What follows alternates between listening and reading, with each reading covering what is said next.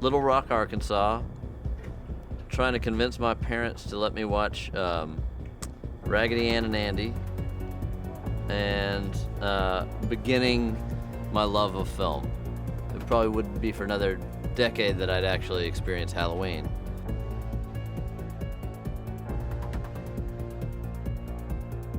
The scariest Michael Myers to me is the one where killing is random, he's the essence of evil, and you better hope he doesn't walk into your house.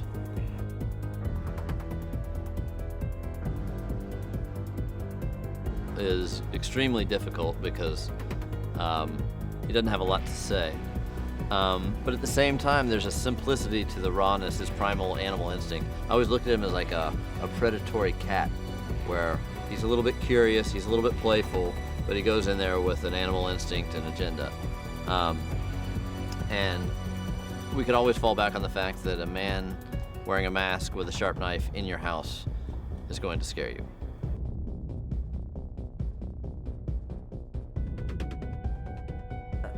The secret sauce of David Gordon Green and Danny McBride and Jeff Radley. Because what they did is they made a movie that tells the history of the first one in this very inventive way, in this very modern way with these English journalists. And they tell enough of the story that you understand what happened. But then there's enough of another story that it works totally without the first movie. I'm sure there were conversations where they said, you know, there are going to be people that don't know the first movie. How are we going to deal with that? How do we tell the story without just bogging down in the history? And they just did it very judiciously, very surgically, and very cleanly. And then, boom, there's this whole other world now that has nothing to do with the first movie.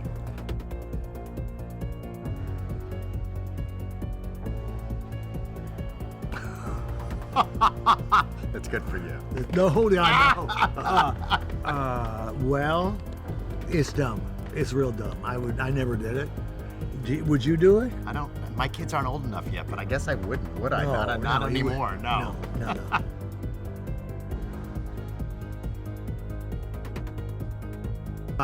But it's a tradition in the United States to leave your kids with babysitters who are teenagers.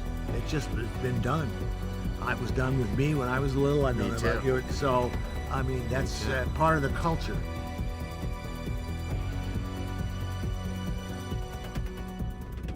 Well, it was great, and especially great because this time I got to do the music with my son and my godson, and it was just terrific.